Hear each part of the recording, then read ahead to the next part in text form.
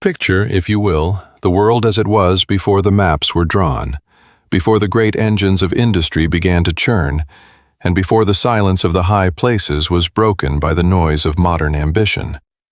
We must cast our minds back, drifting through the currents of time, to a landscape that feels less like a part of the earth and more like a stairway to the heavens. We find ourselves in the Andes, that jagged, formidable spine of South America 4,000 years ago. It is a place of overwhelming verticality, where the tectonic plates of the planet have buckled and heaved, thrusting the stone crust upward until it pierces the belly of the sky. Here, the air is thin, rarefied, and precious.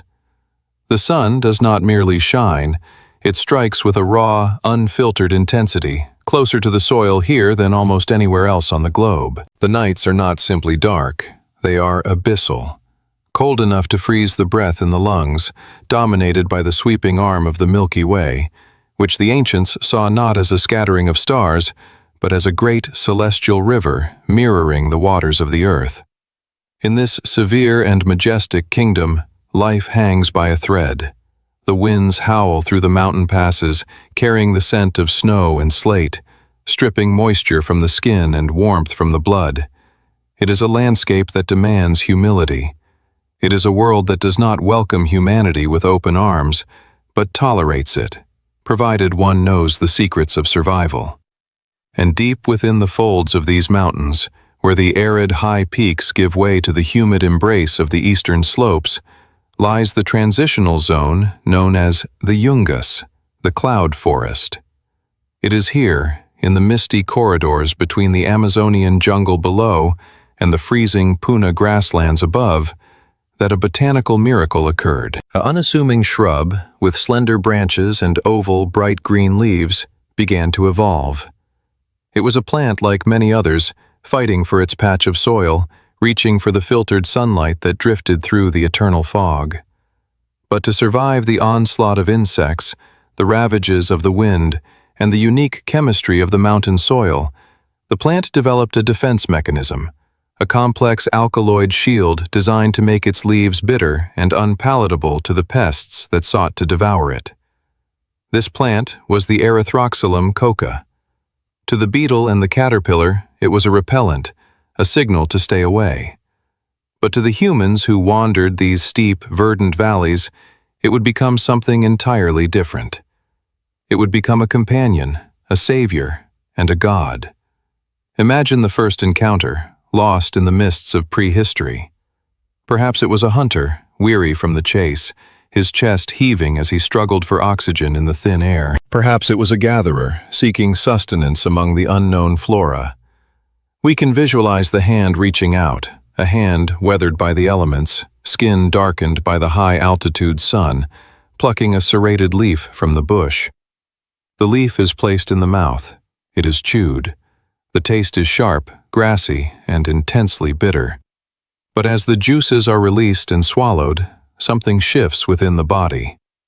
The gnawing ache of hunger begins to recede, replaced by a quiet numbness. The burning fatigue in the muscles, the heaviness of the legs that have climbed thousands of feet of vertical rock, begins to lift, as if the gravity of the earth has momentarily loosened its grip. The mind, previously fogged by exhaustion and the lack of oxygen, sharpens. The cold wind no longer bites with such ferocity. A gentle warmth seems to radiate from the solar plexus. The world does not change, but the human capacity to endure it has expanded. In that moment, a bond was forged that would last for millennia. The leaf was no longer just a plant. It was the green breath, the very respiration of the mountain, gifted to those who dared to live in the clouds. As centuries turned into millennia, this relationship deepened from mere survival into something profoundly spiritual. We must understand that for the ancient peoples of the Andes, the Tiwanaku, the Wari, and later the Inca, the world was not a collection of inanimate objects. It was a vibrant, breathing web of conscious entities. The mountains were apus, lordly spirits who watched over the valleys. The earth was Pachamama, the great mother who birthed all life. and the coca plant was the physical embodiment of a physical, benevolent spirit, Mama Coca. Mythology tells us that Mama Coca was once a beautiful woman, killed by a jealous lover or sacrificed for the good of her people, depending on the whisper of the legend. From her grave grew the first bush, a plant that carried her spirit, a spirit of comfort, of endurance, and of maternal care. She was not a goddess of intoxication or chaos, she was the goddess of stamina. To chew the leaf was to commune with her, to invite her strength into your own frail body. It was a sacred transaction. You did not simply take the leaf, you asked for it. You treated the bush with reverence, harvesting the leaves one by one, never stripping the plant bare, always leaving enough for it to drink the sun. Let us step into the daily life of an Andean farmer 2,000 years ago. The sun has not yet crested the peaks, but the sky is bleeding from black to a deep, bruised purple. The cold is absolute.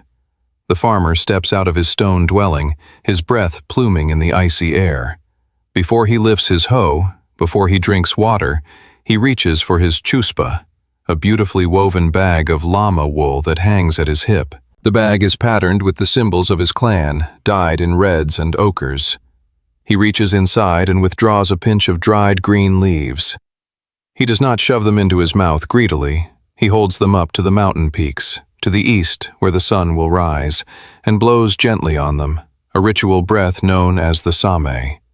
He whispers a prayer to the apus, asking for permission to work the land, asking for safety from the landslides and the lightning. Only then does he place the leaves in his cheek. But the leaf alone is not enough. He reaches for a small gourd containing lipta, a fine gray ash made from burnt quinoa stalks or crushed limestone. He uses a small stick to add a dab of this alkaline substance to the wad of leaves in his mouth. This is the ancient chemistry of the Andes, a piece of scientific genius discovered through generations of trial and error. The alkalinity of the ash breaks down the cellular walls of the leaf, releasing the alkaloids so they can be absorbed by the mucous membranes of the mouth. Without the ash, the leaf is merely a mild stimulant. With it, it becomes a potent medicine. The farmer feels the familiar numbness spread through his cheek, the aculico. His hunger vanishes, his fatigue dissolves. He is ready to work the terraces, those impossible staircases of green carved into the precipitous slopes, for 12 hours without rest. The coca leaf is not a drug to him, it is food for his endurance.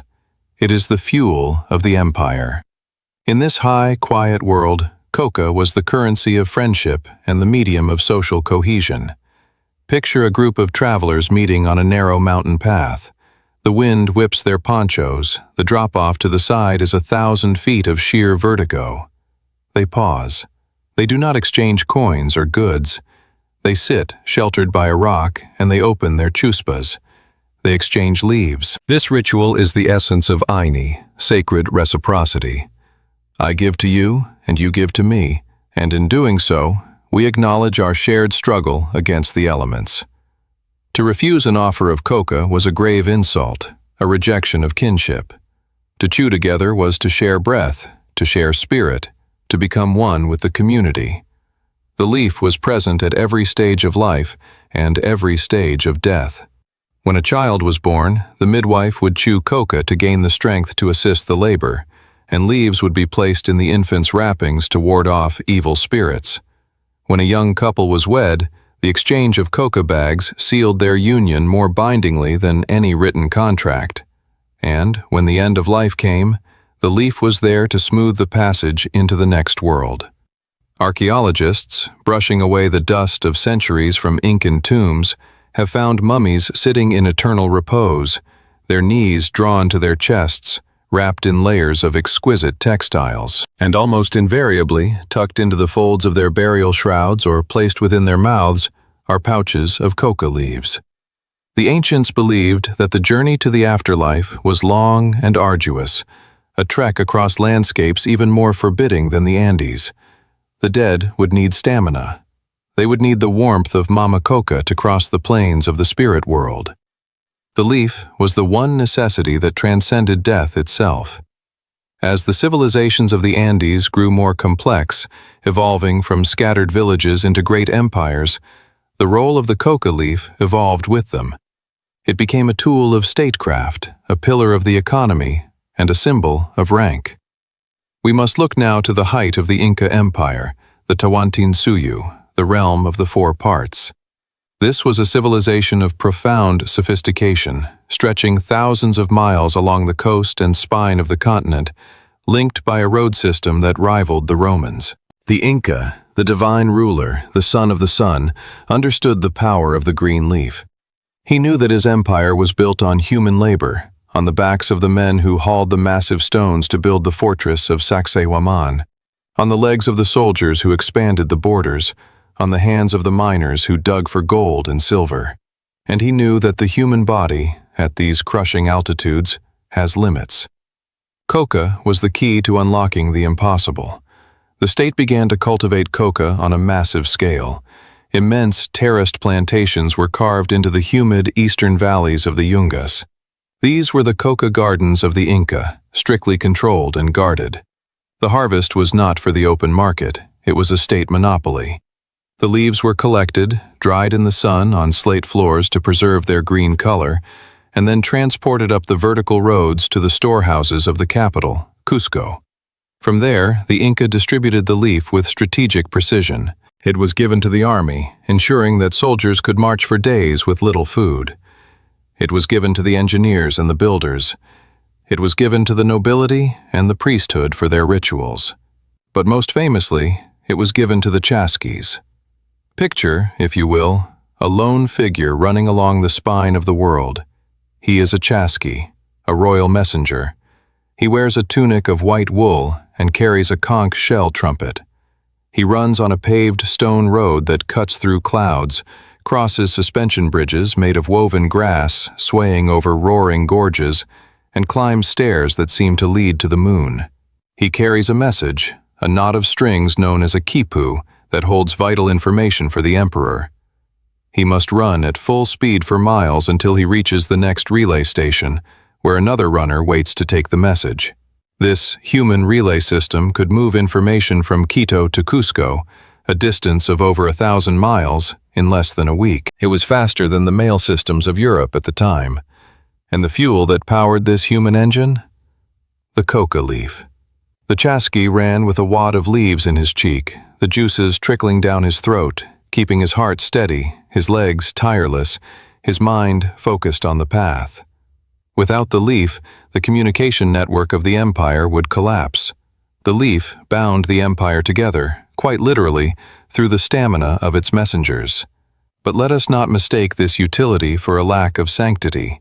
Even as it fueled the empire, the leaf remained deeply holy. It was the preferred offering to the gods. In the great temple of the sun, the Coricancha, where the walls were plated in gold, priests would burn coca leaves on altars, watching the smoke rise to carry prayers to Inti. They practiced divination by casting handfuls of leaves onto a woven cloth. They would study the way the leaves fell, which side was up, which direction they pointed, how they clustered together. In the chaotic patterns of the scattered leaves, they saw the future. They saw the success of the harvest, the outcome of wars, the health of the emperor. The leaf was the mouthpiece of destiny. There is a profound stillness to this era of the plant's history, a sense of balance that feels almost dreamlike to us now. The relationship between the human and the botanical was reciprocal. The people tended the soil, protecting the bushes from weeds and pests, and in return, the bush gave them the strength to live in a hostile world. There was no addiction, for the leaf in its natural form is self-limiting. To chew enough to cause toxicity, one would have to consume pounds of vegetation, which the stomach would reject. There was no violence associated with its trade. It was moved along the royal roads with the solemnity of a sacrament. The landscape itself seemed to hold the leaf in a loving embrace. Imagine the cloud forest at dawn. The mist clings to the trees, dripping from the bromeliads and orchids. The air is thick with the smell of wet earth and decaying vegetation. The coca bushes, planted in neat rows on the stone terraces, catch the first shafts of light. They are vibrant, electric green against the gray of the mist. They seem to hum with a quiet energy. This was the garden of the gods. In the hands of the curanderos, the healers, the leaf was the primary medicine. It was used to treat stomach aches, altitude sickness, broken bones, and wounds. But more than that, it was used to treat the soul. When a person was suffering from susto, a spiritual fright or soul loss, the healer would use coca to call the spirit back to the body.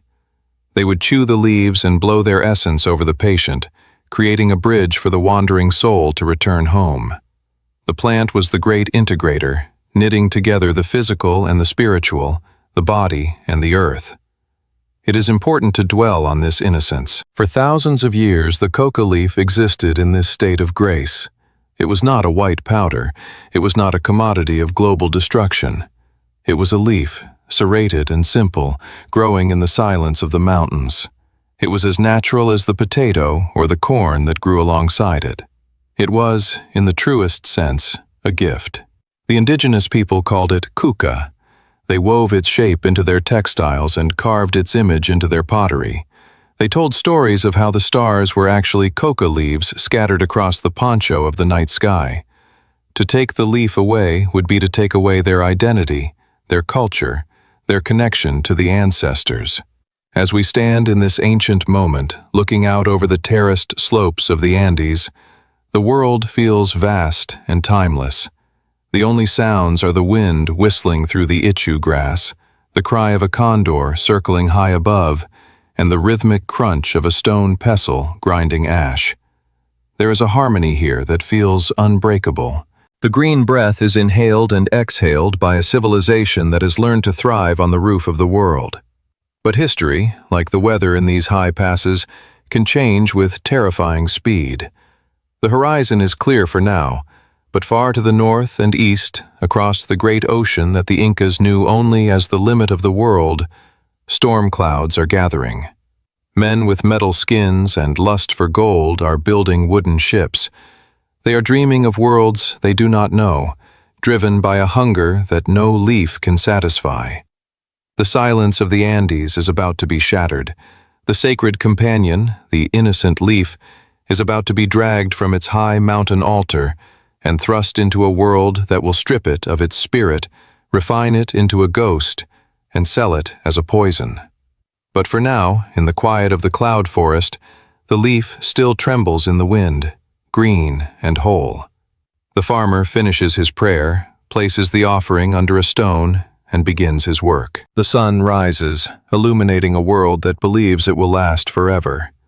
The plant waits, rooted in the earth, holding its secrets, unaware of the dark alchemy that the future holds. This is the time of the green breath, the era of the sacred bond before the fall. The wheel of history turns slowly, grinding with the weight of inevitability. We leave the mist-shrouded innocence of the pre-Columbian dawn and drift forward into an era of iron and fire. The horizon, once broken only by the soaring wings of the condor, now darkens with a new and ominous geometry, the square-rigged sails of Spanish galleons. They emerge from the vast, blue unknown of the Atlantic, their hulls heavy with the ambitions of an old world that has grown hungry. Picture, if you will, the collision of two universes. The year is 1532. The air of the Andes, previously vibrating with the quiet hum of Aini, reciprocity, is suddenly shattered by the clatter of steel armor, the thunder of arquebuses, and the alien whinnying of horses, beasts never before seen on this continent. The conquistadors have arrived. They are men of hard faces and rusted souls, driven by a dual hunger that will consume the land, a hunger for souls to convert, and a hunger for gold to steal. In the early years of this cataclysm, the coca leaf found itself at the center of a profound spiritual war. To the Catholic priests who followed in the wake of the soldiers, the green leaf was not a medicine or a gift from the earth. It was an abomination. They watched with suspicion as the indigenous people clutched their chuspas, seeing in the act of chewing a stubborn adherence to the old ways. They saw the leaf offered to the sun, buried in the earth, and blown into the wind, and they recognized it as the anchor that held the Andean soul to its ancient gods. The clergy declared war on the plant. In the pulpits of the newly built churches, erected atop the ruins of Incan temples, bishops thundered against the diabolical weed. They named it the Talisman del Diablo, the devil's talisman. They claimed it was a delusion, a trick of Satan that gave false strength to the heathens. The logic of the Inquisition was applied to botany. If the leaf allowed a man to work without food, it was not natural. It was sorcery. It was an impediment to the saving of souls, a green wall standing between the indigenous heart and the Christian cross. Decrees were written on parchment, sealed with wax, commanding the destruction of the Coca fields. The green breath was to be strangled. The soldiers were ordered to uproot the bushes, to burn the harvest, to cleanse the land of this pagan stain. For a brief moment in history, it seemed as though the biography of the Coca plant would end here, extinguished by the zealotry of a foreign god. But history is rarely shaped by morality alone. It is bent by the gravitational pull of necessity and greed. As the Spanish tightened their grip on the continent, a discovery was made that would render all moral objections irrelevant. Deep in the desolate highlands of present-day Bolivia, rising from the cold, red earth like a warning, stood a mountain. The local people called it Potosí, meaning thunder or explosion. The Spanish would call it Cerro Rico, the rich mountain. Imagine standing at the foot of this geological titan. It is a perfect cone of reddish rock, reaching 15,000 feet into the oxygen-starved sky. It is a place of utter desolation, where the wind screams across the Puna grasslands, freezing the marrow of anyone foolish enough to linger. But beneath that barren rock lay the greatest concentration of silver the world had ever known. It was a geological anomaly, a solid vault of wealth that would eventually bankroll the Spanish Empire, fund the wars of Europe, and stimulate the economies of China and India. The discovery of Potosí in 1545 changed the molecular destiny of the coca leaf. The Spanish, intoxicated by the dream of limitless wealth, began to dig. They drove shafts into the mountain, honeycombing the earth with tunnels. But they encountered a problem that neither the whip nor the prayer book could solve. The altitude at Potosí is crushing.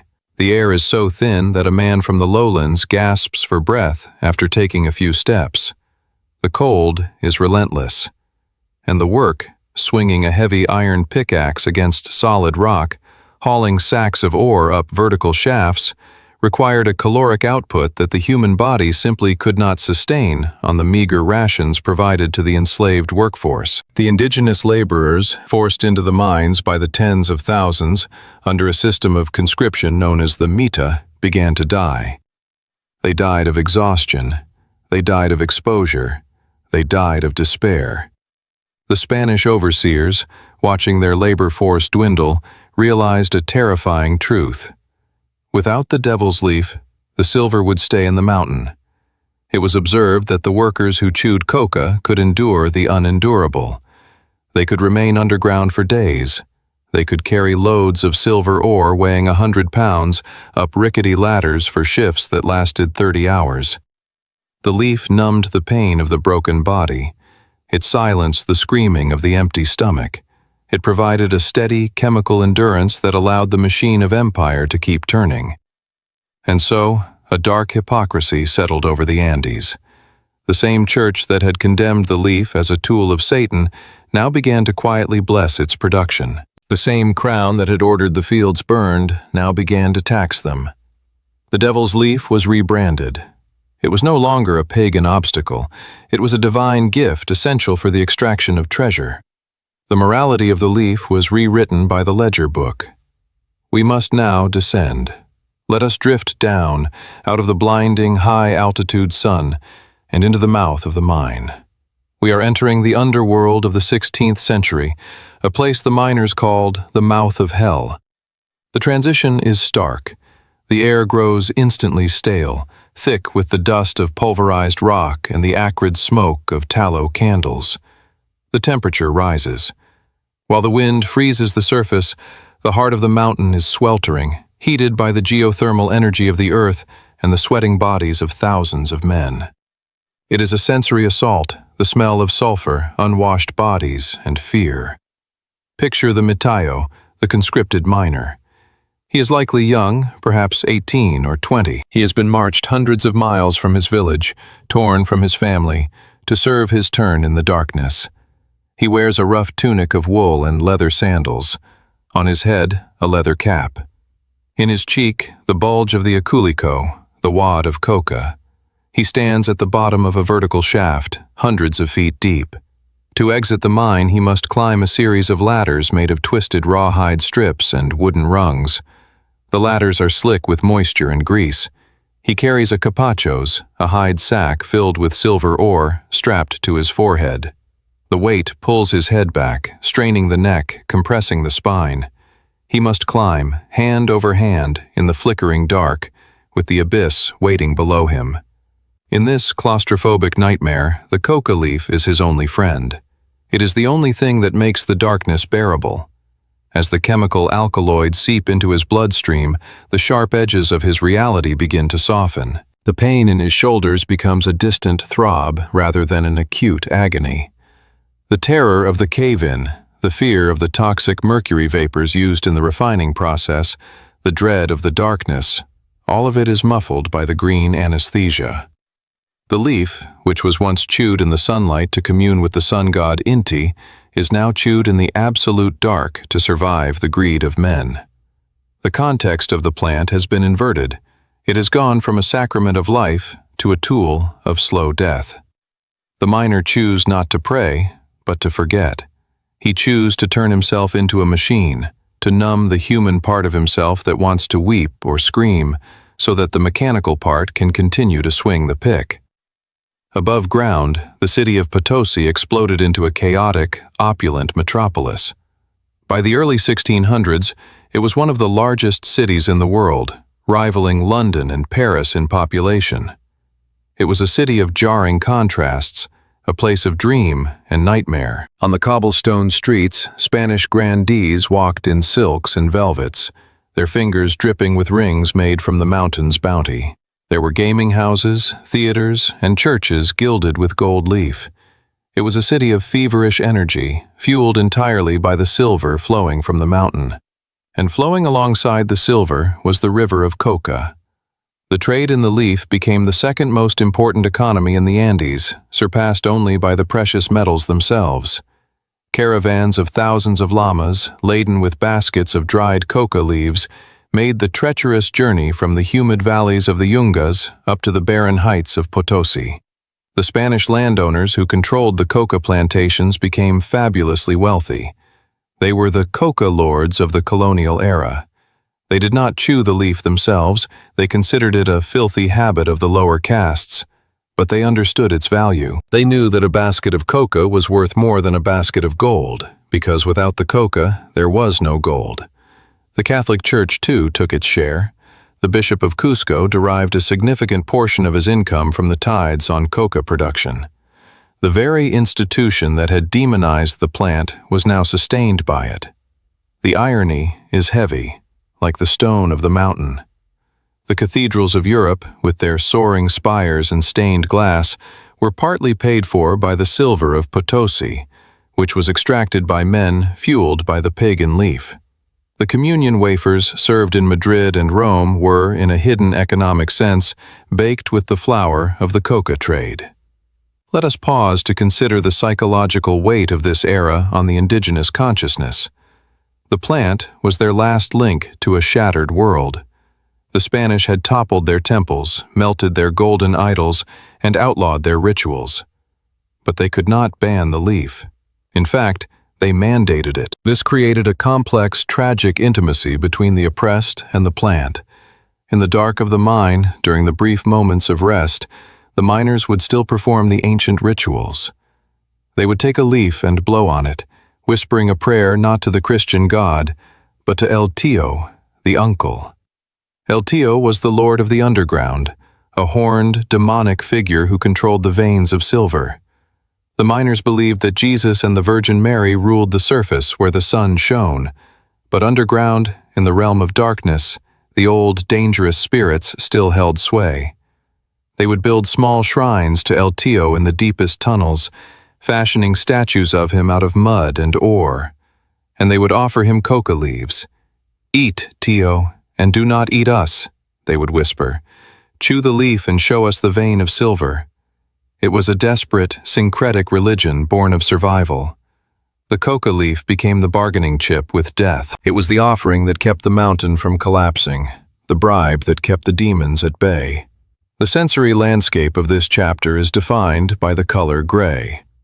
The gray of the silver ore, the gray of the stone dust that coated the lungs of the miners, a disease they called the mining sickness, now known as silicosis, and the gray moral fog that enveloped the continent. The vibrant green of the cloud forest had been dragged into this monochrome world and weaponized. We must also look outward, to the wider world that was being shaped by this suffering. The silver of Potosí flowed down the mountains to the ports of the Pacific, was loaded onto the galleons, and sailed across the oceans. It created the first true global economy. It fought the wars of the Spanish Armada. It built the palaces of Europe. It bought silk and porcelain from China. The modern world was being forged in the fires of Potosí, and inside every silver coin that changed hands in a market in Amsterdam, or a bazaar in Istanbul, or a tea house in Beijing, there was a hidden ghost. The ghost of the coca leaf. The endurance it provided was the invisible energy source of the early global capitalist system. The world was getting rich, but it was unaware of the botanical engine driving the wealth. The European merchant handling the silver real had no knowledge of the green leaf, the high winds of the Andes, or the miner gasping for air in the dark. The connection was severed by distance, leaving only the gleaming metal. As the decades wore on, the black legend of Spanish cruelty spread, but the flow of coca never ceased. It became deeply entrenched in the colonial economy. The Spanish administration began to regulate it with bureaucratic precision. There were laws about how the leaves could be packed, how much the porters could carry, and what taxes were due at each checkpoint. The sacred leaf had been fully bureaucratized. Yet, despite this commodification, the plant never lost its soul for the people who cultivated and consumed it. In the high villages, away from the mines, the curanderos still used it to heal. The farmers still offered it to the earth. The resistance of the indigenous people was not a war of swords, but a war of memory. By holding on to the coca leaf, by maintaining the ritual of the aculico, they were refusing to be completely erased. They were keeping a small, green flame of their identity alive in the face of a hurricane of destruction. But the cost was staggering. It is estimated that millions of indigenous people died in the mines of Potosí over the colonial period. It was a genocide of attrition, fueled by silver and sustained by coca. The mountain of Potosí is said to have eaten enough men to build a bridge of bones from the Andes to Spain, and alongside that bridge of bones runs a bridge of silver and a bridge of green leaves. As the sun sets on this chapter of history, the dominance of the Spanish Empire begins to wane. The veins of silver, though vast, were not infinite. The easy wealth began to dry up. But the transformation of the coca leaf was permanent. It had lost its innocence. It had been introduced to the mechanisms of global trade, labor exploitation, and addiction-like dependency. Not yet addiction to the drug itself, but the addiction of an economic system to the productivity it provided. The leaf was no longer just a green breath. It had become a crutch for a limping empire.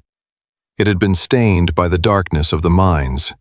It had seen the worst of humanity, the greed, the cruelty, the hypocrisy. And in the shadows of the laboratories of Europe, a new kind of curiosity was stirring. Men of science were beginning to hear rumors of this miraculous plant from the New World. They were not interested in the silver. They were interested in the source of the energy itself. They wanted to know what mysterious force lay hidden within the cellular structure of the leaf. They wanted to take the green talisman and subject it to the cold logic of the test tube and the Bunsen burner. The leaf had survived the mines, but it was about to face a new kind of violation: extraction. The spirit of Mama Coca had endured the darkness of the earth, but soon she would be dragged into the blinding, sterile light of modern chemistry. The silence of the Andes returns, but it is a different silence now. It is the silence of a graveyard. The wind blows over the abandoned shafts of Potosí, whistling through the stone ruins. If you listen closely, you can almost hear the phantom chipping of the picks, the heavy breathing of the miners, and the soft, rhythmic sound of chewing. The leaf remains, trembling in the wind, waiting for the next hand to pluck it, and the next chapter of its tragic biography to begin. We must now leave the high, wind-swept silence of the Andes. We leave behind the thin air, the soaring condors, and the rhythmic, prayerful chewing of the miner in the dark. We cast our gaze across the vast, gray expanse of the Atlantic Ocean, following the trade winds north and east, toward a world that is rapidly transforming under a blanket of coal smoke and ambition. We are traveling to 19th century Europe, a place where the ancient rhythms of nature are being dismantled and reassembled by the clockwork logic of the Industrial Revolution. It is a time of iron and steam. The green forests are retreating before the advance of red brick factories. The silence of the countryside is broken by the shriek of train whistles and the heavy thrum of machinery. But our destination is not the noisy factory floor. It is a quieter, more hermetic space. We are entering the gas-lit laboratory, the sanctuary of the new priesthood, the chemists. Here, in rooms filled with the scent of ether and sulfur, men with stained fingers and intense eyes are engaged in a quest that rivals the search for the Holy Grail. They are seeking the active principle, the hidden soul of matter. They are no longer content to use plants as nature provided them. They seek to refine, to isolate, and to conquer. The year is 1859. The setting is the venerable university town of Göttingen, Germany. The streets are cobbled, slick with rain, lined with timber-framed houses that lean together as if whispering secrets. In the heart of this academic fortress lies the laboratory of Friedrich Wöhler, a titan of chemistry who had already shocked the world by proving that organic compounds could be synthesized from inorganic matter. But our story focuses on his student, a young, diligent man named Albert Niemann. Imagine the atmosphere of the laboratory. It is late autumn, and the light fading outside is gray and watery. Inside, the room is a landscape of glass. Retorts, alembics, and beakers gleam under the hissing light of gas lamps, their twisted shapes casting long, distorting shadows against the walls. The air is thick, not with the smell of mountain earth, but with the sharp chemical tang of reagents, alcohol, sulfuric acid, ammonia. It is a sterile world, a place of hard surfaces and precise measurements, a stark contrast to the organic chaos of the cloud forest. Niemann stands before his workbench. He is 25 years old, his face pale from long hours indoors, his mind sharp and focused. Before him sits a wooden crate that has traveled thousands of miles. It has crossed the ocean in the damp hold of an Austrian frigate, the Novara, which had circumnavigated the globe on a scientific expedition. The crate is pried open, revealing its contents, a mass of dried, brownish-green leaves. They are coca leaves, but they are far from their home. They are dead, brittle, and fading. The spirit of Mama Coca seems faint here, muffled by the distance and the decay. In the Andes, the leaf was fresh, vibrant, a living connection to the earth. Here, it is a specimen. It is material. Wöhler has tasked Niemann with a specific challenge, to unlock the chemical secret of these leaves. For decades, travelers had reported the miraculous endurance of the South American Indians, their ability to march for days without food. European science was skeptical, yet fascinated. What was the source of this power? Was it a nutrient? A placebo? Or was it a specific molecule hiding within the cellular structure of the plant? Niemann begins his work with the patience of a spider weaving a web. This is not a process of growing or nurturing. It is a process of destruction and extraction. He is an alchemist of the modern age, seeking the quintessence, the fifth element that holds the power. Visualize the process, slow and methodical. He takes the dried leaves, crushing them in a mortar. The sound is a dry rasp, the sound of autumn leaves breaking. He places the pulverized dust into a large glass flask. He pours in alcohol, a clear, burning liquid that will act as the solvent. The alcohol seeps into the plant matter, dissolving the chlorophyll, the fats, the sugars, and the mysterious alkaloids. The liquid turns a deep, murky green, the lifeblood of the plant leaching out. He adds sulfuric acid, a corrosive fire that strips away the unwanted compounds. The mixture is heated, bubbling gently over a flame. The laboratory fills with strange, herbal fumes, a ghost of the jungle rising in the cold German air. Niemann watches the flask, his eyes reflecting the blue flame. He is performing a kind of exorcism, separating the body of the plant from its spirit. Days pass. The process involves repeated filtering, washing, and precipitating. The black goo, a tarry, resinous residue, is separated from the liquid. To the untrained eye, it looks like sludge, but Niemann knows that the treasure lies hidden within this darkness. He treats the solution with lime, sodium carbonate, echoing, unknowingly, the indigenous farmer who dipped his leaf in the lime gourd on the mountain slope. But where the farmer used lime to activate the leaf gently, Niemann uses it to force the molecule out of hiding. Finally, we reach the moment of revelation. It is a quiet evening in 1860. The rest of the university is asleep. Niemann is alone with his creation. He has purified the solution one last time. He pours the liquid into a shallow glass dish and sets it aside to evaporate. Watch as the liquid slowly disappears, retreating into the air. Left behind, clinging to the bottom of the dish, is not a green leaf, nor a brown powder. It is something else entirely. It is a cluster of large, colorless, transparent prisms.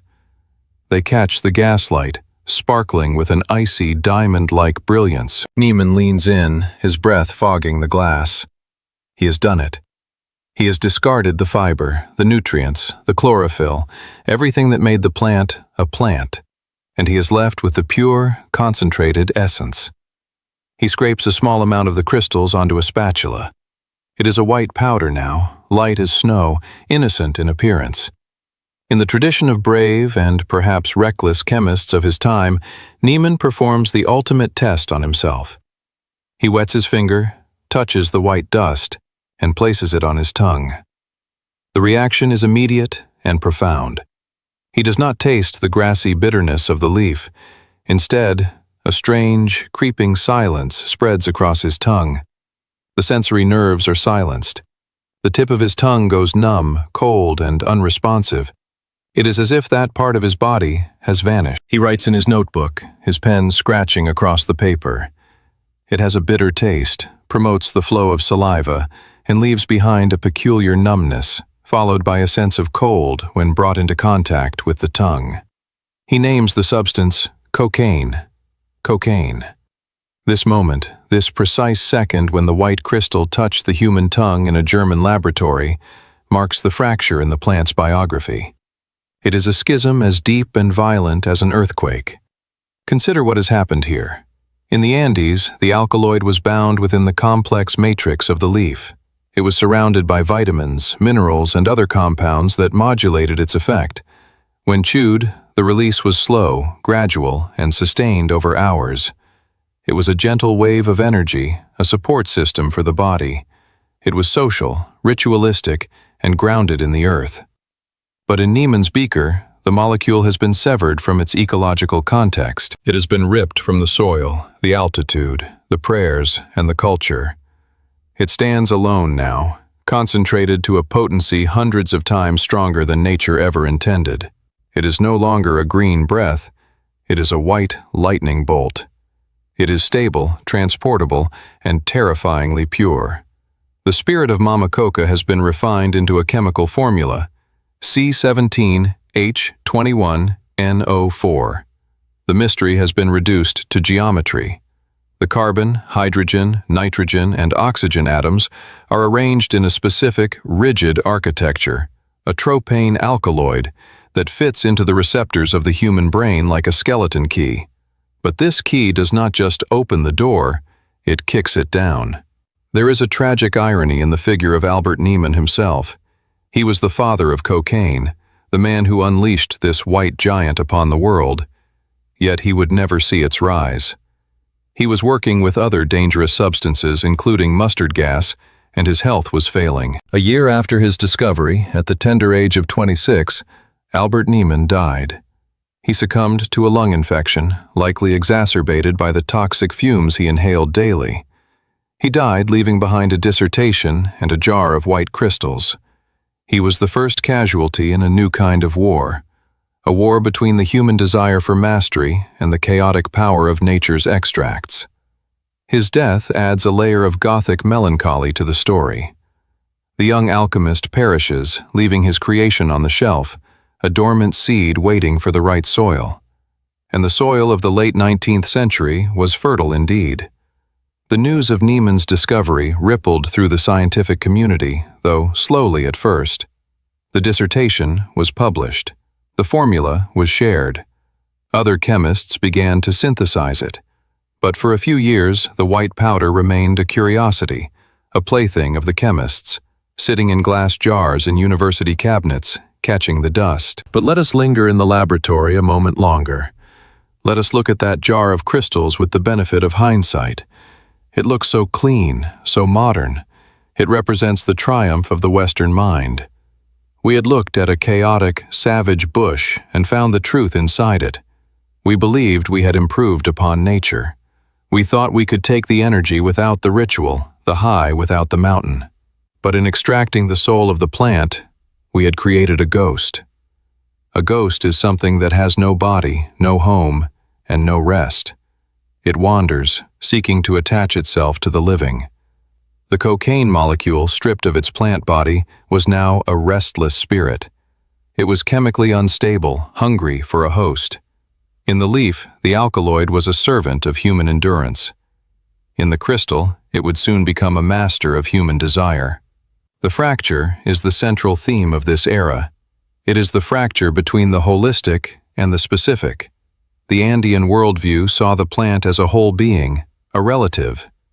The European worldview saw it as a container for a chemical. When you treat a living thing as a container and you break it open to take what you want, you kill the organism. The coca leaf, in the eyes of science, was dead. Cocaine was alive. This shift mirrors the broader changes of the industrial age.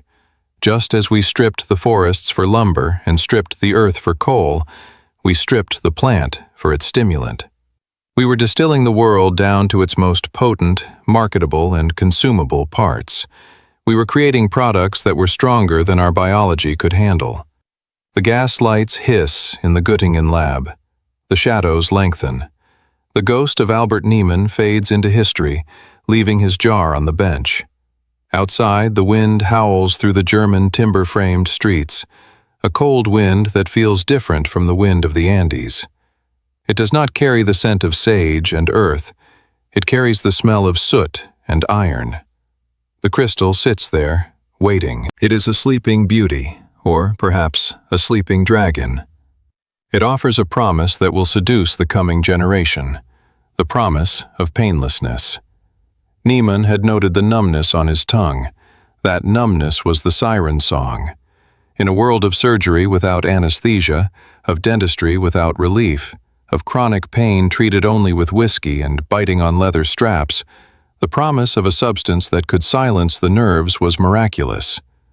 But the numbness of the tongue was a metaphor for a deeper numbness to come. The drug would eventually numb the conscience, numb the heart, and numb the soul of the societies that embraced it. We move now, drifting like smoke, from the university town to the great capitals of Europe. The formula travels. It is whispered about in medical societies in Vienna, in Paris, in London. The crystal is dissolved in water, in alcohol, in syrups. It is being prepared for its debut on the world stage. The alchemist's crystal was not gold, as the ancient alchemists had sought. It was something far more volatile. It was crystallized energy.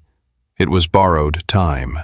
And as with all things borrowed from nature without permission, the interest rate would be exorbitant. The silence of the laboratory is heavy with anticipation.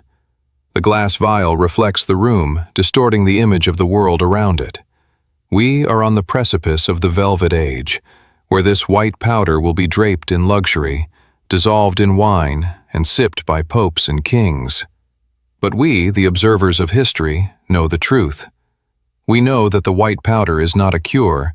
It is a hunger that has been given a physical form. The separation is complete.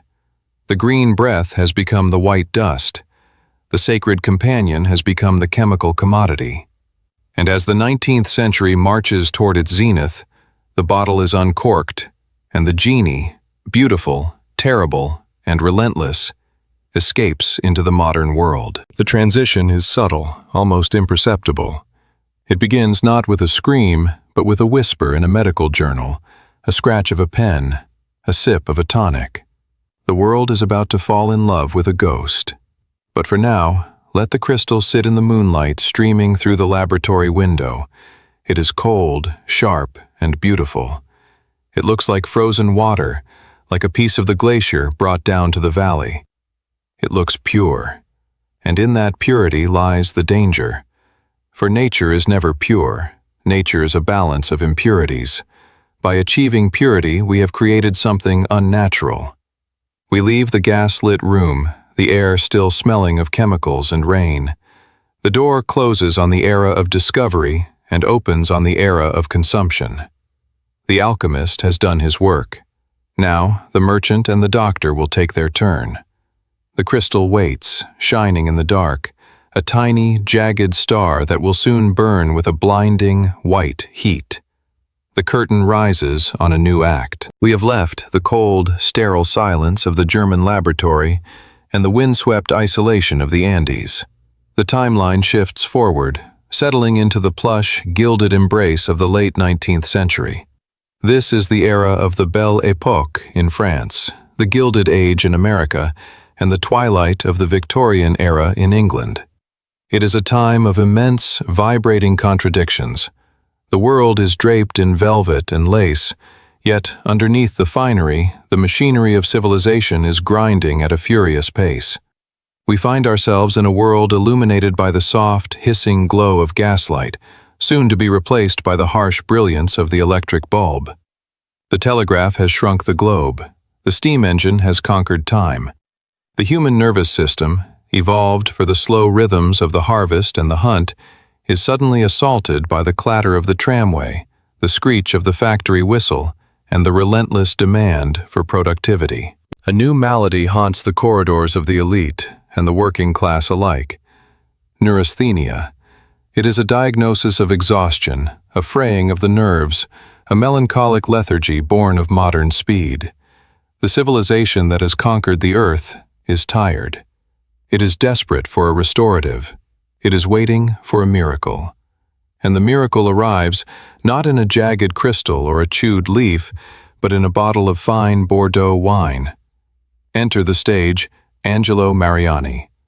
Picture a Corsican chemist with a sharp mind and an aesthete's soul, a man who understood that the cure for the modern malaise must be as elegant as the affliction itself. In 1863, in his pharmacy in Paris, a city of rain-slicked cobblestones and artistic ferment, Mariani has an epiphany. He has read the papers of Neiman. He has heard the rumors of the Andean endurance. He decides to marry the ancient leaf of the Incas with the refined grape of the French. He takes the finest Bordeaux wine, rich with tannins and history, and steeps within it the leaves of the Coca bush. The alcohol in the wine acts as a solvent, gently extracting the cocaine alkaloid from the leaf, creating a chemical marriage that is more potent than either ingredient alone. When the alcohol and the cocaine meet in the human liver, they form a third, unique compound, coca-ethylene. It is longer lasting, more euphoric, and more intoxicating than the powder alone. He bottles this elixir and names it Vin Mariani. Imagine the sensory experience of this tonic. The bottle is heavy, dark glass, sealed with red wax. The label is a work of art, promising health, vitality, and beauty. You are a weary Parisian aristocrat, returning home from a long night at the opera. You feel the weight of existence pressing down on your shoulders. You pour a glass of the ruby-red liquid. The aroma is complex. The fruity depth of the grapes, the earthiness of the oak barrel, and a faint, herbal sharp note that tickles the nose. You take a sip. The taste is sweet, heavy, and warming. As the wine slides down your throat, the magic begins. The green breath of the Andes, now disguised in the velvet cloak of French viticulture, enters your bloodstream. The fatigue evaporates. The fog in your mind clears, replaced by a crystalline sharpness. A warm, golden energy spreads from your solar plexus to your fingertips. You feel witty, capable, and profoundly alive. The gaslights seem to burn brighter. The conversation flows more easily. You are not intoxicated in the sloppy, stumbling manner of the drunkard. You are elevated. You have borrowed the wings of Mama Coca, but you are flying over the boulevards of Paris, not the peaks of Peru. It was a time of naive experimentation, a velvet age where the drug was not yet a monster, but a muse. Vin Mariani became the most popular prescription in the world. It was the toast of Europe. It was not sold in back alleys, but in the most respectable pharmacies, right alongside aspirin and cough syrup. It was the fuel of the intellectual elite. The list of those who fell under its spell reads like a who's who of the 19th century. Picture the Vatican, that ancient fortress of piety. Pope Leo XIII, an ascetic and scholarly man, was known to carry a hip flask of Vin Mariani within his white robes. He found it so beneficial for his prayer and his administration that he awarded Angelo Mariani a Vatican gold medal, his face appearing on posters endorsing the tonic. The devil's leaf, once condemned by the bishops of the Conquest, was now blessed by the Vicar of Christ. The irony is so rich, it feels almost fictional. The sacred plant of the sun god Inti had conquered the sacred halls of Rome. The endorsements flowed like the wine itself. Thomas Edison, the wizard of Menlo Park, who slept only 4 hours a night, relied on the tonic to keep his filaments burning. Queen Victoria, the matriarch of an empire, sipped it in the quiet of Balmoral. Writers like Jules Verne and H.G. Wells, men who dreamed of the future, fueled their imaginations with the ancient leaf. The tonic was the secret engine behind the burst of creativity that defined the era. It was the intellectual's drink, a substance that seemed to unlock the potential of the human mind without exacting a price, or so it seemed. The marketing of Vin Mariani was a masterpiece of Art Nouveau. Posters featured beautiful women in flowing robes, holding the bottle like a holy chalice, surrounded by green coca leaves that looked more like laurels of victory than botanical specimens. The drug was feminized, softened, and civilized. It was removed from the context of the sweaty miner and placed in the context of the salon. It was a tonic for the vocal cords, a restorative for the overworked businessman, a boon for the delicate constitution of the lady. But the story of this era is not just one of wine and celebrity. It is also the story of a tragic romance between a man and a molecule.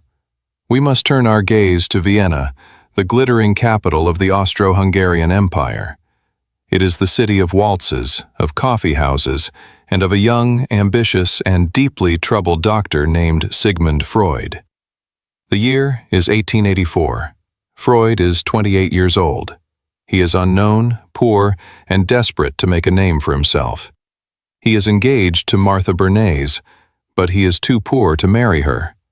He is plagued by depression and chronic fatigue. He feels the weight of his obscurity like a physical burden. In his reading, he stumbles upon the reports of Niemann and the army surgeons who used Coca. A spark is lit in his mind. Could this be the panacea?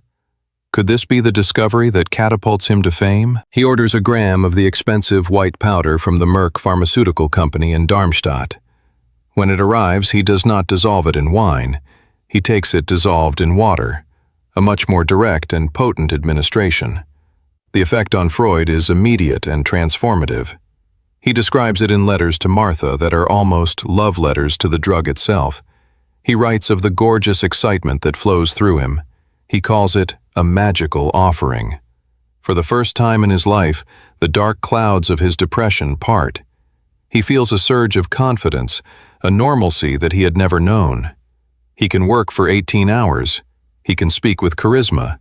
He feels, in his own words, like a big man. Freud becomes the evangelist of cocaine. He writes a paper titled Über Coca, on Coca, a hymn of praise to the substance. He recommends it for everything, for indigestion, for asthma, for seasickness, for melancholy, and, most fatally, for the treatment of morphine addiction. He believes he has found the perfect medicine, a substance with no side effects, a gift to humanity. There is a profound sadness in reading these early letters. We see a brilliant mind seduced by a chemical lie. Freud was seeking liberation, liberation from his own neuroses, liberation from his poverty, and he thought he had found it in the white powder. He sent vials of it to Martha to make her cheeks red. He pressed it upon his sisters, his colleagues, his friends. He was like a child who has found a beautiful glowing stone and wants to share its light, unaware that the stone is radioactive.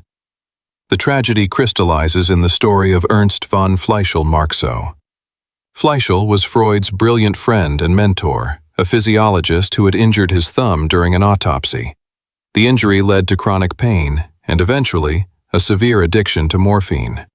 Freud, with the best of intentions, convinced Fleischl to substitute cocaine for the morphine, believing it would cure the addiction. We can picture the scene in Fleischl's study. The heavy curtains are drawn.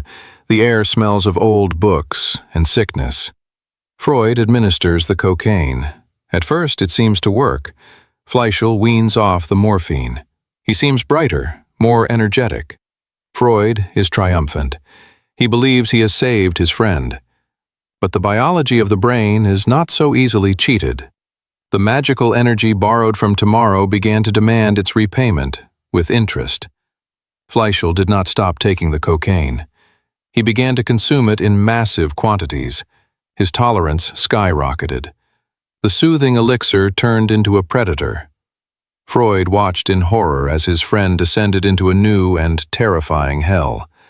Fleischl began to experience the dark side of the stimulant, the paranoia, the insomnia, and the hallucinations. He developed formication, the tactile hallucination that insects were crawling under his skin. He would sit for hours, picking at his own flesh with a needle, trying to dig out the imaginary snakes and beetles. The brilliant scientist was reduced to a trembling wreck, consumed by a psychosis that Freud had unwittingly unleashed. Fleischl's death was slow and agonizing, a slow suicide as Freud later called it. It was the first crack in the golden facade of the Velvet Age. Freud, shaken to his core, stopped prescribing the drug. He stopped using it himself, though the struggle to quit was harder than he admitted. He burned his papers and diaries from this period, trying to erase the memory of his Coca episode. The man who would go on to found psychoanalysis and explore the deepest recesses of the human mind had failed to understand the chemistry of his own brain. He had looked into the abyss of the powder, and the abyss had looked back. Yet, even as the shadow lengthened over Freud's personal life, the world at large was still dancing in the light of the tonic. The late 19th century saw the democratization of the leaf. It moved from the exclusive salons of Paris to the soda fountains of America. In Atlanta, Georgia, a Confederate veteran and pharmacist named John Pemberton was looking for his own cure. Wounded in the Civil War, addicted to morphine, he sought a non-opiate painkiller. He created Pemberton's French wine Coca, a direct imitation of Vin Mariani. But when prohibition laws in Atlanta outlawed the alcohol, he was forced to innovate. He replaced the wine with sugar syrup and carbonated water, kept the coca leaf, and added the cola nut for caffeine. He named it Coca-Cola. The soda fountain became the new temple of the leaf. Picture the pharmacy of 1890 America. The polished marble counter, the gleaming brass taps, the ceiling fans swirling the warm air. Men in bowler hats and women in bustles sat on high stools, sipping the dark, fizzy liquid. It was sold as a brain tonic, a cure for headaches, a pick-me-up for the weary shopper. The glass contained a small but significant dose of cocaine. The American dream of endless energy and constant motion was being fueled, cup, by the Andean alkaloid. But the Velvet Age was destined to end. The laws of biology and the laws of society were beginning to converge. The nervous energy that the tonics treated was being exacerbated by the tonics themselves. The cure was the disease. Doctors began to report cases of cocainism. They described patients who had started with a glass of wine and ended up injecting the pure solution. Patients whose noses had collapsed from snorting the powder. Patients who had lost their minds to the white psychosis. The innocent leaf was revealing its dual nature. In the Andes, held in the check of ritual and altitude, it was a benevolent mother. But in the industrialized West, refined and consumed without limit, it was a devouring spirit. The duality of the pharmakon, the Greek word meaning both remedy and poison, was playing out on a global stage. We begin to see a shift in the cultural atmosphere. The warm, amber light of the parlor begins to dim. The velvet drapes, once comforting, now feel suffocating. The laughter in the cafes grows shrill. The energy of the era becomes frantic, jagged, bordering on hysteria. The great binge of the late Victorian era was leading to a terrible hangover. By the turn of the century, the tide was turning. Reports of cocaine fiends began to appear in the tabloids, often racially charged and sensationalist, but grounded in a real public health crisis. The medical community, once so enthusiastic, turned its back on the drug. The wonder drug was being reclassified as a scourge.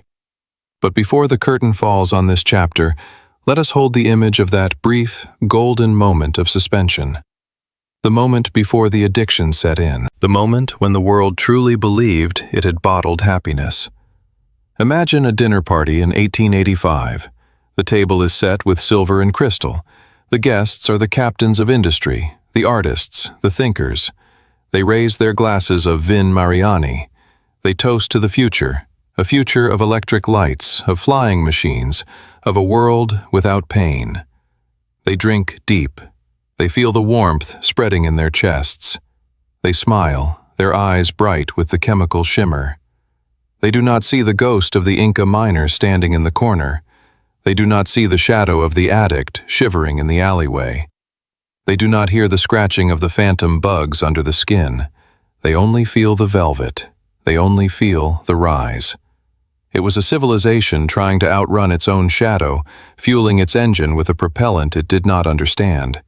They were Icarus, flying toward the sun with wings made of white crystals, and the wax was beginning to melt. The Velvet Age was a dream of perpetual motion, a denial of the body's need for rest. It was the precursor to our own modern obsession with productivity. We look back at them with a mixture of pity and recognition. We see ourselves in their frantic energy, in their desire for a pill or a drink that will fix everything. As the 19th century bleeds into the 20th, the laws begin to tighten. The bottles are taken off the shelves. The formulas are changed. The cocaine is removed from the soda. The green breath is outlawed. But the genie cannot be put back in the bottle. The brain has tasted the lightning, and it will not forget. The parlor empties. The gaslights are extinguished one by one. The silence returns, but it is a restless, twitching silence. The soothing bedtime story of the tonic has become a nightmare. The velvet has worn threadbare, revealing the hard, cold steel beneath. The age of tonics is over. The age of prohibition and the age of the cartel is about to begin. We leave this chapter in the twilight of the Belle Epoque, with the taste of sweet wine fading on the tongue, and the first cold tremors of withdrawal beginning to shake the hands of the world. The wheel of time spins faster now, blurring the edges of history. We watch the sepia tones of the 19th century fade, and the stark black and white of the early 20th century dissolve. The world accelerates. The quiet ticking of the mechanical clock is replaced by the silent, pulsating quartz of the digital watch. We are entering an era where the night is no longer dark, but banished by the hum of electricity and the glow of ionized gas. We are landing in the neon-soaked, synthesized decades of the 1970s and 80s. The silence we established in the cloud forest feels very far away. The reverence of the Incan runner and the naive curiosity of the Victorian chemist are gone. In their place, we find a hunger for speed, for status, and for a feeling of godhood that can be bought by the gram.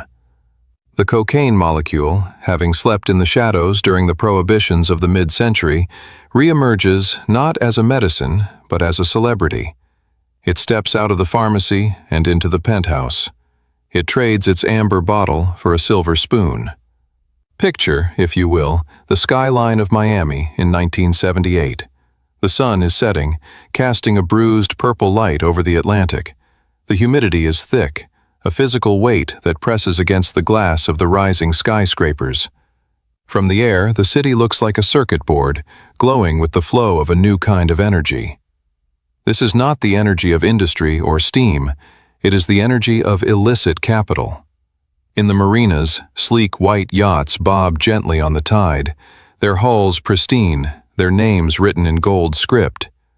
They look peaceful, floating palaces of leisure, but beneath the waterline, in the hidden compartments and false bulkheads, lies the cargo that built this skyline. The white dust is pouring into the continent like a snowstorm in the tropics. It is a blizzard of wealth that will transform the sleepy retirement towns of Florida into the banking capital of the underworld. Let us drift through the streets of this era. The aesthetic is distinct: pastel suits, open collars, the glint of gold chains on sun-tanned skin. The air smells of salt water, expensive cologne, and the faint metallic tang of gasoline. There is a sense of frantic optimism, a belief that the party will never end, that the laws of gravity and economics have been suspended. The drug has undergone a cultural transmutation. In the jazz clubs of the 1920s, it was the secret of the musician, the outlaw. Now, it is the fuel of the elite. It is the champagne of drugs. It is clean, white, and expensive. It leaves no hangover, or so they say. It does not make you stumble like alcohol or hallucinate like LSD. It makes you sharp. It makes you talk. It makes you feel like the master of the universe. We move north, following the invisible ley lines of the trade to the concrete canyons of New York City. It is midnight. The city that never sleeps is wide awake, its eyes dilated. We are standing outside the velvet ropes of a legendary nightclub, Studio 54, or perhaps Xenon, or the Limelight. The bass line of a disco track thumps through the pavement, a rhythmic heartbeat that synchronizes with the pulse of the city. Inside, the scene is a kaleidoscope of sensory overload. The lights are blinding, strobe flashes that chop time into freeze-frame moments. The music is loud, a wall of sound designed to drown out thought. The bodies on the dance floor are moving in a synchronized trance, sweating, glittering, and everywhere, in the VIP booths, in the bathrooms, in the private offices, there is the ritual of the powder. Watch the ritual closely. It is performed with the solemnity of a tea ceremony, but stripped of all spiritual meaning. A small mirror is produced, a symbol of vanity, of looking at oneself. A razor blade chops the crystals into a fine dust. A rolled-up banknote, the currency of the realm, is used as the straw. The inhalation is sharp, sudden, and then the chemical ghost takes hold. The user feels the rush, the dopamine flood. The brain is tricked into believing it has achieved something great, that it has won a battle or solved a puzzle. The ego swells. The hesitation of the human condition vanishes. In the boardrooms of Wall Street, young stockbrokers use the dust to fuel 18-hour days, shouting orders across the trading floor, moving millions of dollars with hands that tremble slightly. The drug becomes the perfect metaphor for the era. It is about consumption, about the now, about borrowing energy from the future to burn brightly in the present. But every light casts a shadow, and the brighter the neon, the darker the darkness behind it. We must look away from the glamour of the disco ball and the high-rise view. We must follow the money and the molecule back to its source. We must travel backwards down the supply chain, from the nose of the banker to the hands of the pilot, and finally, to the mud of the jungle. The logistics of this era are a marvel of dark ingenuity. The cocaine cowboys of Miami were not just gangsters, they were the CEOs of a multinational logistics network. They bought fleets of old World War II cargo planes. They hired pilots who could fly below the radar, skimming the waves of the Caribbean at night, landing on dirt strips illuminated by burning tires. Imagine the cockpit of a twin-engine Cessna flying alone over the dark ocean. The pilot is surrounded by silence, save for the drone of the engines. Behind him, stacked to the ceiling, are duffel bags wrapped in plastic. He is carrying millions of dollars in product. He is a modern-day smuggler, a pirate of the air. He navigates by the stars and the nervous tick of his fuel gauge. He is a small cog in a machine that is generating more cash than General Motors. The influx of money is so vast, it becomes a problem in itself. In Miami, banks are overwhelmed. People walk in with cardboard boxes filled with cash, tens, 20s, hundreds. The tellers don't count it, they weigh it. The economy is awash in narco dollars.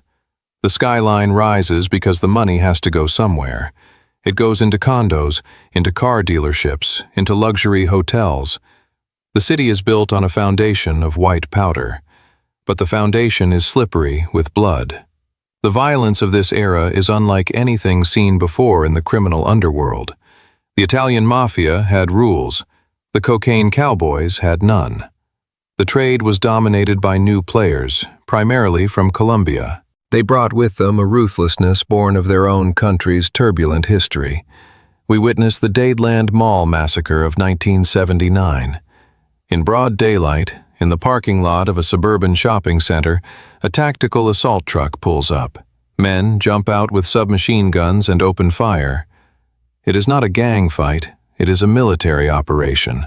The glass shatters, shoppers scream. The illusion of safety is pierced. The war has come home. The drug that brings pleasure in the nightclub brings terror on the street. The violence spreads like a virus.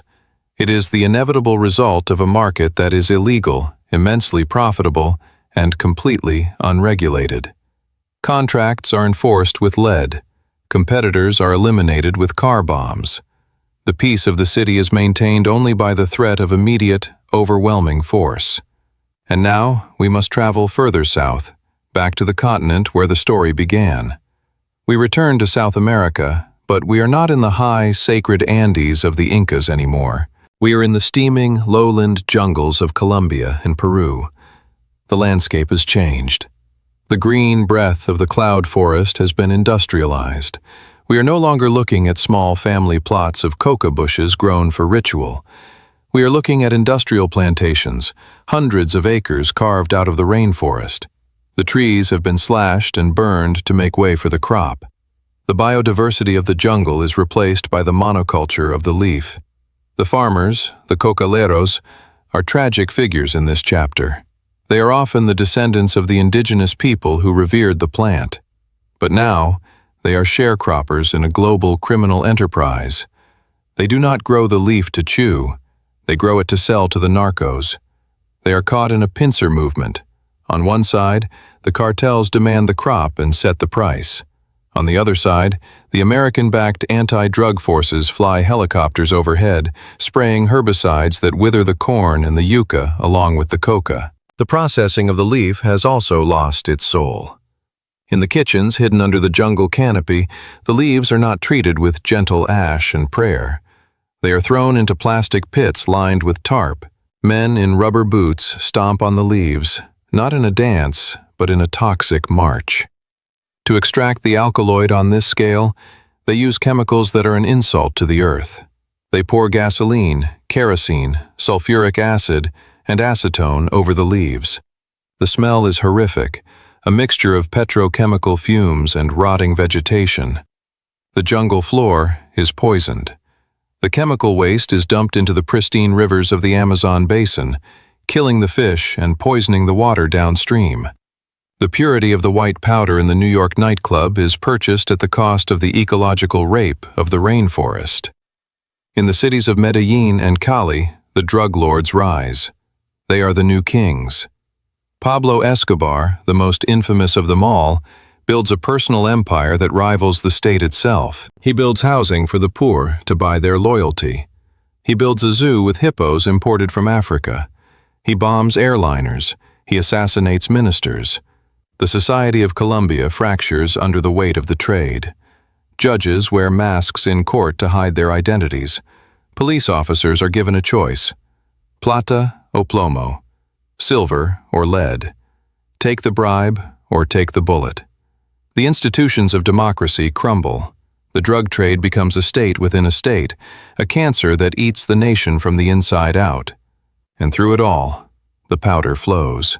It flows north, a river of white dust driven by the insatiable vacuum of the American nose. It is a feedback loop of destruction. The demand in the discos of the First World fuels the war in the jungles of the Third World. The harmless party drug is financing a civil war. Let us pause to consider the artificiality of this experience. This chapter is defined by synthetic sensations. The taste of the drug is bitter, chemical, numbing, a drip that reminds the user they are consuming a poison. The emotions it produces are synthetic, a confidence that is not earned, an intimacy that is not real, a happiness that has no root. Even the friendships formed in the bathrooms of the clubs are fragile, based only on the shared access to the bag. When the bag is empty, the friendship dissolves. The connections are as powdery and unstable as the substance itself. It is a lonely high, a solipsistic retreat into the ego. As the 1980s progress, the tone deepens. The champagne begins to curdle. The physiological toll becomes undeniable. We see the burnout, the noses that bleed, the hearts that stop. The comedy star John Belushi dies. The basketball star Len Bias dies. The myth of invincibility is shattered. And then, a new darkness emerges on the horizon. A variation of the drug appears, cheaper, more potent, and more devastating. Crack cocaine. It is the fast food version of the drug, cooked with baking soda into hard rocks that can be smoked. It hits the brain in seconds. It is instantly addictive. If powder cocaine was the drug of the high-rises, crack becomes the drug of the streets. It tears through the inner cities of America like a wildfire. It destroys families, empties neighborhoods, and fills the prisons. The glamour is stripped away entirely, leaving only the raw, naked need. The white dust has become a gray rock, and the neon lights have flickered out, replaced by the blue lights of police cruisers. But let us hold the image of the peak before the crash, the moment of maximum velocity. Picture a speedboat, a go-fast, tearing across the Caribbean at midnight. The moon is hidden behind clouds. The sea is black and restless. The boat is a sleek arrow of fiberglass, painted matte black to disappear in the dark. It is packed with 1,000 kilos of cocaine. The engines scream, churning the water into white foam. The pilot grips the wheel, his eyes scanning the horizon for the silhouette of a Coast Guard cutter. He is running on adrenaline and the very product he is smuggling. He feels invincible. He is a modern Hermes, a messenger of the gods, but the message he carries is one of chaos. He is the link between the peasant in the Andes stomping leaves in gasoline and the stockbroker in Manhattan staring at a glowing screen. The wind whips his face. The spray tastes of salt. He is speeding through the void, suspended between two worlds, fueled by the distilled essence of a plant that has been twisted out of all recognition. The tragedy of this chapter is the tragedy of disconnection. The user does not see the dead judge in Colombia. The pilot does not see the addict shivering on the sidewalk. The farmer does not see the teenager overdosing in the club. The chain is long and invisible, hiding the consequences at every link. The neon lights illuminate only the surface. They show the shine, the sparkle, the smile. But they do not show the rot underneath. They do not show the ghost in the machine. As the decade comes to a close, the party feels strained. The music is too loud. The laughter is too shrill. The strobe lights feel like an interrogation. The world is waking up with a headache that will last for generations. The war on drugs is declared. a metaphorical and literal conflict that will cost trillions of dollars and millions of lives, yet fail to stop the flow of the river. The white dust settles over the history of the late 20th century like a layer of ash. It covers the disco floor, the jungle lab, and the prison cell. It is the residue of a civilization that tried to buy happiness and ended up buying a crisis. We leave this chapter in the cold, gray light of dawn. The neon signs are buzzing and flickering, struggling to stay lit against the morning sun. The club is empty. The floor is littered with debris, and somewhere, in a hidden room, a man stares at a mirror, chasing the last ghost of the night, unaware that the ghost has already consumed him. The journey of the sacred leaf has reached its nadir. It has traveled from the hand of the priest to the hand of the cartel.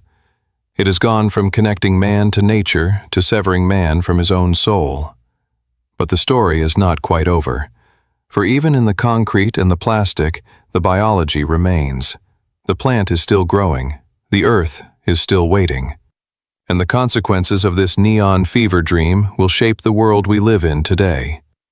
We arrive, finally, at the shoreline of the present moment. The violent storms of the neon decades have receded, leaving behind a silence that is heavy with memory.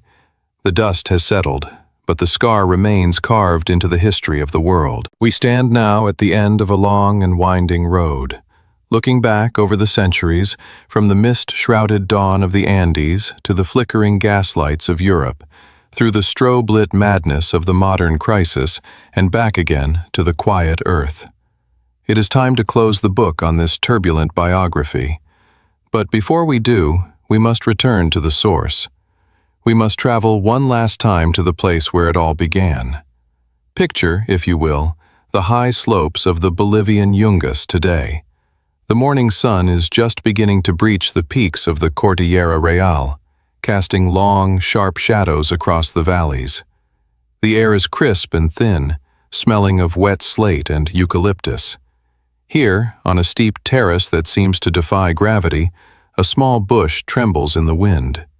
Its leaves are oval, bright green, and serrated at the edges. Dewdrops cling to them like jewels, catching the light. This is the Erythroxylum Coca. It looks exactly as it did 4,000 years ago. It has not changed. It has not evolved fangs or thorns to hurt us. It has simply continued to be what it always was, a biological factory converting sunlight, soil, and altitude into chemistry. As we stand before this plant, we are struck by a profound realization. The history we have just traversed, the wars, the addictions, the fortunes made and lost, the empires built and destroyed, was not the history of a plant. It was the history of a mirror. The coca bush acted as a neutral surface, reflecting the desires, fears, and flaws of the civilizations that peered into it. When the Incas looked at the leaf, they saw the sacred. They saw a gift from Pachamama, a tool for community, a bridge to the divine.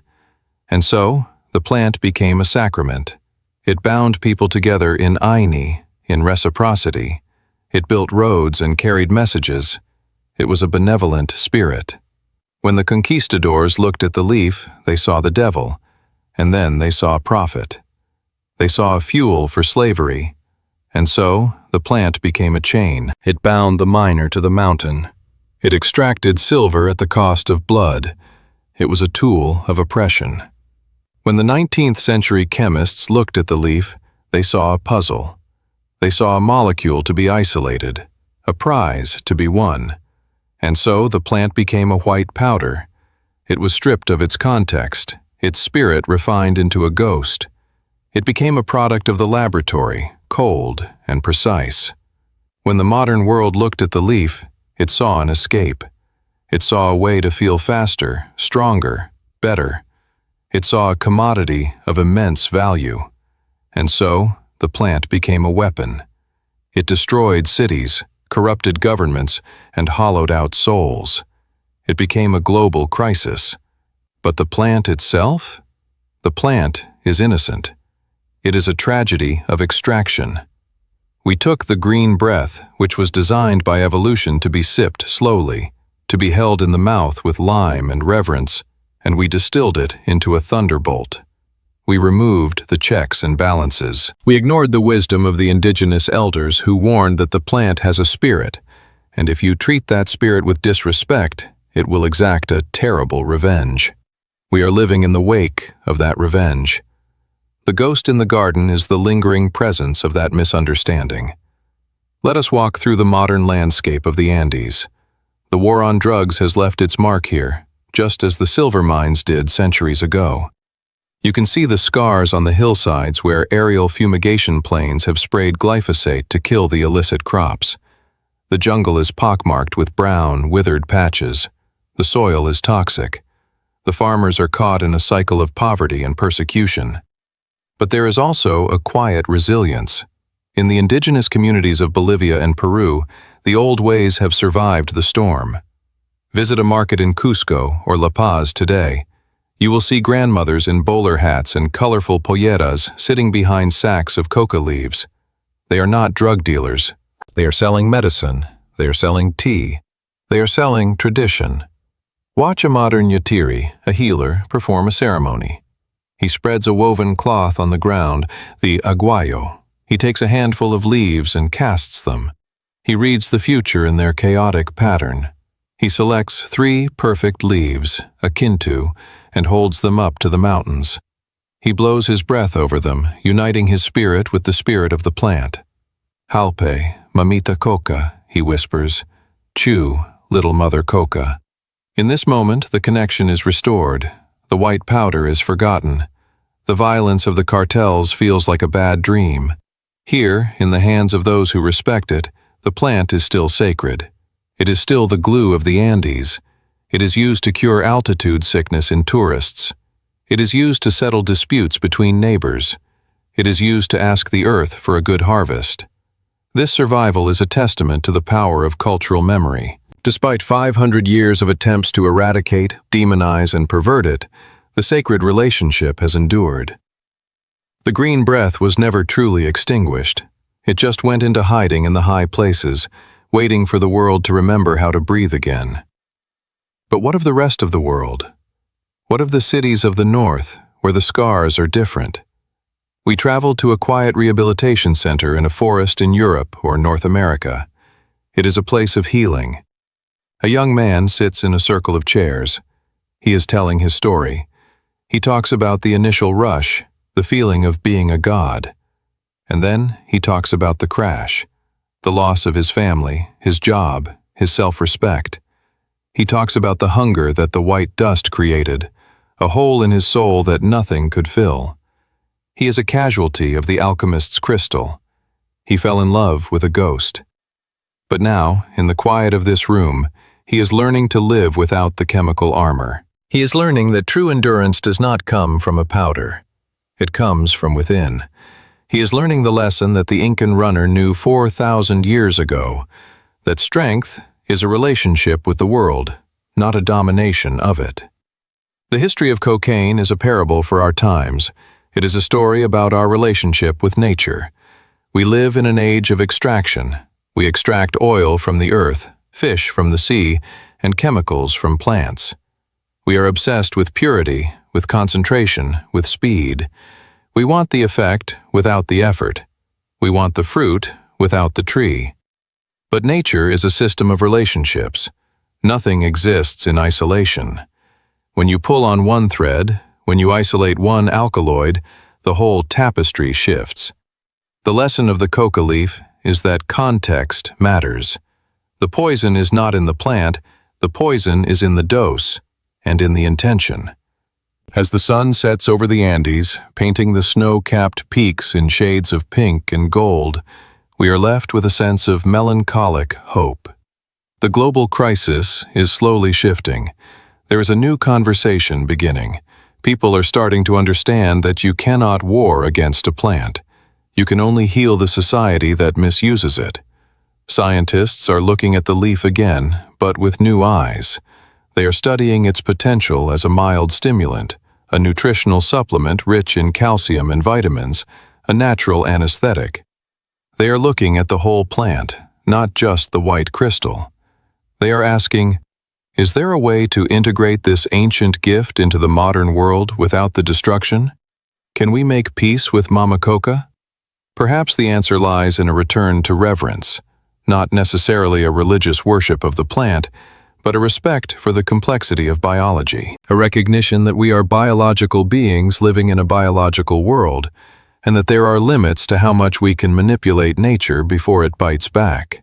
Imagine a future where the leaf is decriminalized, but the powder remains a cautionary tale.